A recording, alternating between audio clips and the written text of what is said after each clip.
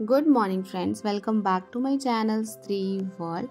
आज दिवाली थी और जब तक ये वीडियो जाएगी तब तक शायद दिवाली ख़त्म हो जाए। फिर भी आपको मेरी तरफ से बिलेटेड हैप्पी दिवाली।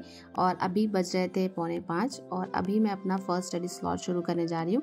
मुझे पता है कि आज का पूरा दिन जो है वो बिजी होने वाला है, तो कैसे भी कोशिश करके कुछ टॉपिक्स कंप्लीट कर लूँगी। तो आज के लिए जो मैंने टॉपिक रखा है वो है बायोलॉजी के ये नोट्स। ये मैंने जब प्राइमरी के लिए तैयारी करी थी उस समय मैंने इसको प्रिपेयर किया था। इसमें पूरा बायोलॉजी तो नहीं है बट कुछ इंपॉर्टेंट टॉपिक्स इसमें हैं। तो मैंने सोचा कि जहाँ से भी मुझे मिल रहा है बायोलॉजी का कुछ भी कंटेंट तो उसको मैं अच्छे से कर लूँ एक बार लर्न। तो अभी मैं बायोलॉजी के नोट्स लर्न करने में लग जाऊँगी। इसमें बहुत ज़्यादा पेजेस नहीं है, टोटल 16 पेजेस थे। अगर आप 16 को 2 से मल्टीप्लाई करेंगे तो 30 पेजेस या 32 पेजेस हो जाते हैं। तो इतना मुझे लर्न करना था। तो अभी मैं एकदम अच्छे से 2 घंटे कॉन्सेंट्रेशन से लर्न कर ले रही हूँ और इसके बाद दिन में जब भी टाइम मिलेगा तो कोशिश करूँगी कि आज इसे ही कंप्लीट कर लूँ।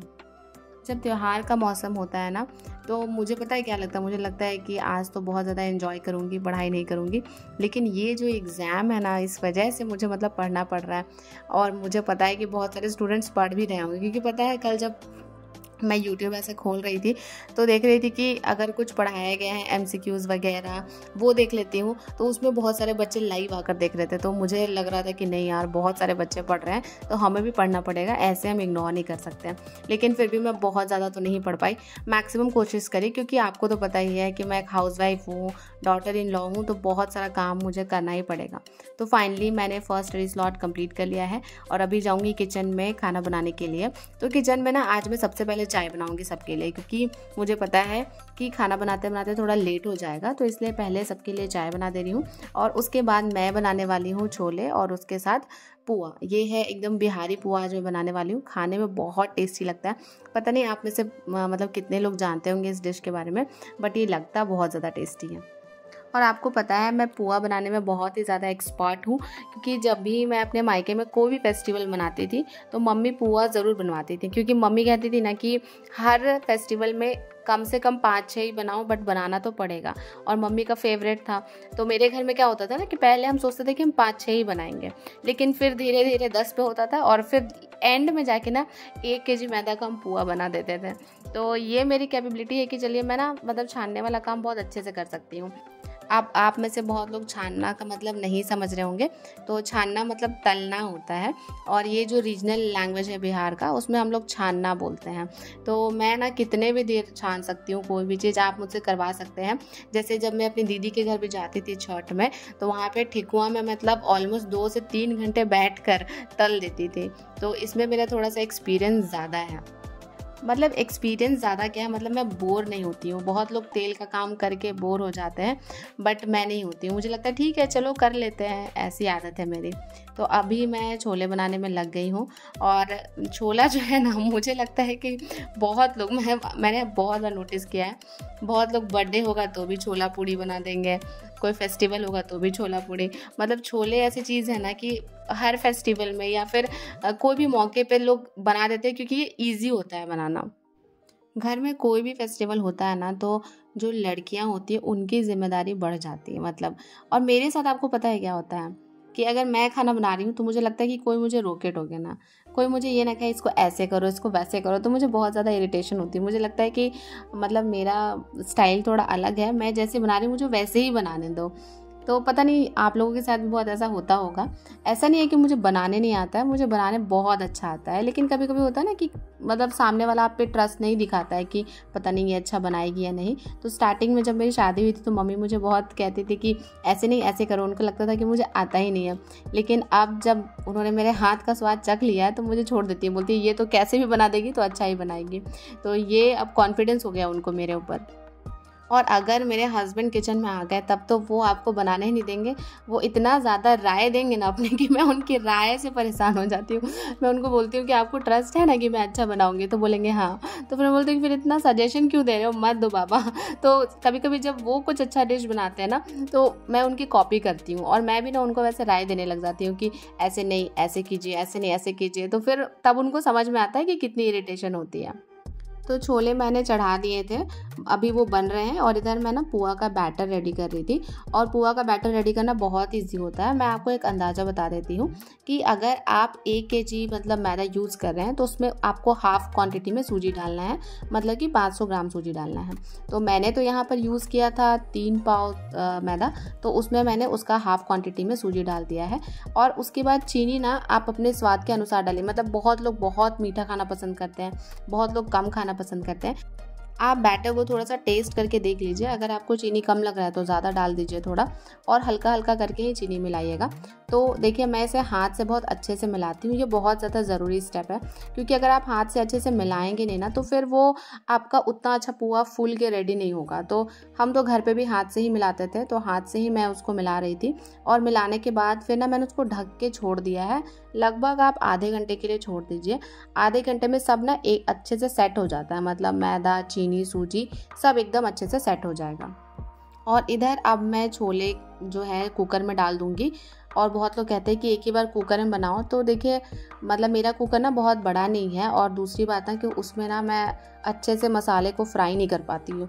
और अगर आप कुछ भी बना रहे हैं, कोई भी सब्ज़ी बना रहे हैं, छोले बना रहे हैं, उसमें मसाला फ्राई होना बहुत ही ज़्यादा ज़रूरी है।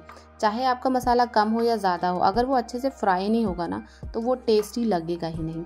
तो इसीलिए मैं कढ़ाई में वो कर लेती हूँ और उसके बाद कुकर में डाल के जस्ट उसमें 1-2 सीटी लगा देती हूँ। लेकिन हाँ, अगर आप छोले बना रहे हैं तो आपको कम से कम तो 4 सीटियाँ लगानी पड़ेंगी। सब्ज़ी बना रहे हैं तो आपको 1-2 सीटी में आपका हो जाएगा। आपके घर दिवाली में कौन सी डिश बनी थी मुझे कमेंट करके ज़रूर बताइएगा।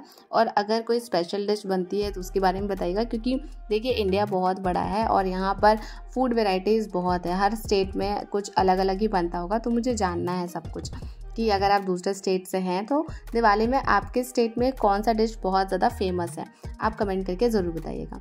और यहाँ पर देखिए बैटर हमारा एकदम रेडी हो गया था, और यहाँ पर मैंने थोड़ा सा ग्रेट करके नारियल डाला है, और नारियल के साथ ही मैं इसमें थोड़ा सा सौंफ भी ऐड करूँगी, क्योंकि सौंफ से ना टेस्ट बहुत ज़्यादा अच्छा आता है।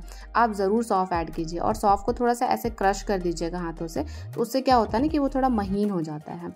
तो बस अभी मेरा बैटर रेडी हो गया है, और अभी मैं इसमें पुआ डालूँगी और एकदम बहुत टेस्टी बनाऊँगी। पहले मैंने देखिए ये वाली कढ़ाई चढ़ा कर रखी थी, मैं सोच रही थी कि मैं इसी में बनाऊंगी। फिर मुझे ख्याल आया कि जो नॉन स्टिक कढ़ाई होता है उसमें हम एक साथ 2 पुआ भी निकाल सकते हैं। तो ये तो फर्स्ट पुआ था, ये बस ट्राई के लिए बनाया था। देखिए बहुत बार क्या होगा ना कि आप बनाने जाएंगे तो फर्स्ट वाला आपका उतना अच्छा नहीं निकलेगा, तो उसको देख के आप टेंशन में मत आइएगा। लेकिन मेरा फर्स्ट पुआ भी बहुत अच्छे से निकला था, देखिए कैसे एकदम अच्छे से ऊपर आ गया खुद ही। तो ये नॉन स्टिक कढ़ाई की भी खासियत होती है, और प्लस थोड़ा सा आपको आना भी चाहिए कि कैसे मतलब बैटर को डालना है, ये ज़्यादा इंपॉर्टेंट है। अभी तो मेरे दिमाग में यही चल रहा था कि मतलब अभी सारा काम करने के बाद मुझे बायोलॉजी का वो पोर्शन कंप्लीट करना है। मतलब सुबह में ना मेरा ह्यूमन डिजीज़ वाला पोर्शन बच गया है, और ह्यूमन डिजीज़ भी है बहुत सारा। और पता है कभी कभी मैं इतना कंफ्यूज होती हूँ ना कि बैक्टीरिया से कौन कौन से होते हैं, प्रोटोजोआ से कौन कौन से होते हैं। तो देखती हूँ आज को इनका ट्रिक भी याद कर लूँगी, और ट्रिक के अलावा फिर और भी जो इम्पोर्टेंट चीज़ें हैं वो भी कर लूँगी। और यहाँ पर देखिए मैंने नाश्ता अपने हस्बैंड को सर्व कर दिया था। ये दिखने में भी टेस्टी है और खाने में भी टेस्टी है। हे फ्रेंड्स, दोपहर के 12 बज गए हैं, और आज तो बहुत सारा काम था, मतलब सुबह से लेके, क्योंकि आज दिवाली था तो आज मुझे मतलब साफ़ सफाई भी करनी थी। तो साफ़ सफाई सारा किया, सबके लिए पुआ और उसके साथ छोले भी बनाए, और बहुत सारा काम किया मैंने। और अभी फाइनली 12 बज गए हैं, तो अभी ना मेरे पास लगभग 3 घंटे का टाइम है, क्योंकि शाम में मैं सोच रही हूँ कि मैं 3 बजे से ही बाकी जो भी है घर को सजाना या फिर रंगोली बनाना वो सब करूँगी। तो अभी मेरे पास 3 घंटे का टाइम है, तो सोच रही हूँ कि मैं बायोलॉजी ही पढ़ लेती हूँ, क्योंकि सुबह जब मैं पढ़ रही थी ना अपने नोट से बायोलॉजी, तो उसमें सारा कुछ तो हो गया, बट एक ह्यूमन डिजीज़ वाला पोर्शन बचा हुआ है। तो 1 घंटे या 1.5 घंटे लगेंगे ह्यूमन डिजीज़ वाला पोर्शन कंप्लीट करने में। तो उसको कंप्लीट करके मैं टेंशन खत्म कर लेती हूँ, और फिर देखते हैं कि बाकी बचे टाइम में मैं कौन सा सब्जेक्ट पढ़ूंगी। तो चलिए मैं अपने नेक्स्ट स्टडी स्टार्ट की शुरुआत करती हूँ। तो अभी मैं ह्यूमन डिजीज़ पढ़ रही थी, और एक चीज़ मैं आपको कहूँगी कि जब आप डिजीज़ के बारे में पढ़ते हैं तो केवल ये मत पढ़िए कि ये बैक्टीरिया, प्रोटोजोआ या वायरस से होता है। आप ये भी पढ़िए कि ये एयरबॉर्न है या वाटरबॉर्न है, या फिर इससे अफेक्टेड कौन से बॉडी पार्ट है, इसके लिए कौन सा टेस्ट किया जाता है। आई मीन मतलब आपको इतना डेप्थ में पढ़ना ही पड़ेगा अगर आपका 6 to 8 में मैथ्स एंड साइंस है। जो बच्चे GK GS के लिए पढ़ रहे हैं वो केवल इतना भी पढ़ लेंगे ना तो उनका काम चल जाएगा, लेकिन जिनका सब्जेक्ट मैथ्स एंड साइंस है उनको थोड़ा सा डेप्थ में पढ़ना होगा।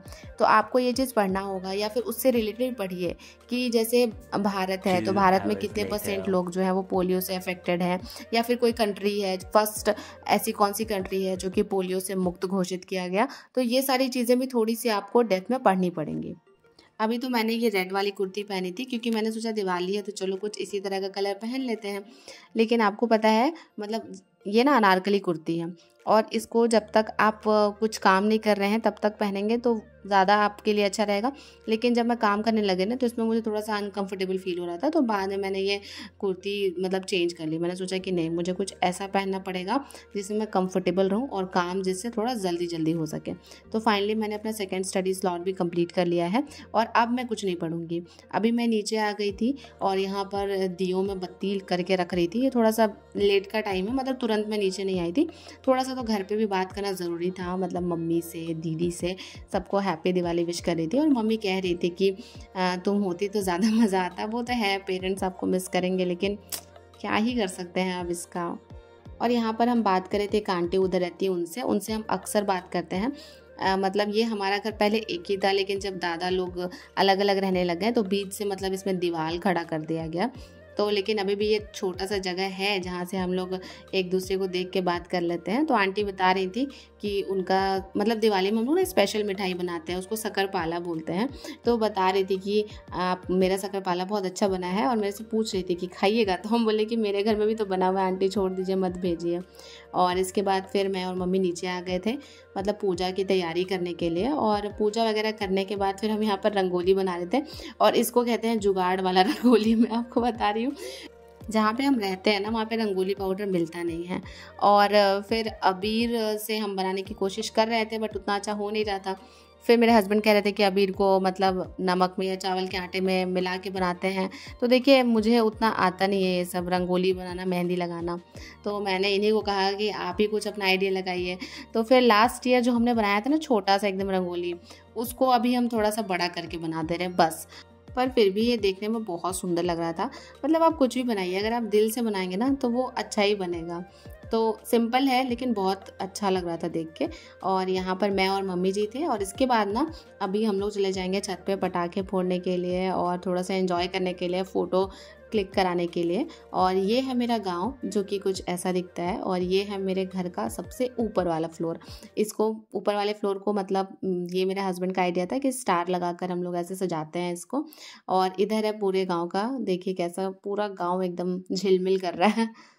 अब यहाँ से शुरू होती है हमारी मस्ती, और हमने खूब मस्ती करी। और मैं बता रही हूँ ये अनार मैंने बहुत कोशिश करी थी जलाने की, बट मेरे से हुआ नहीं।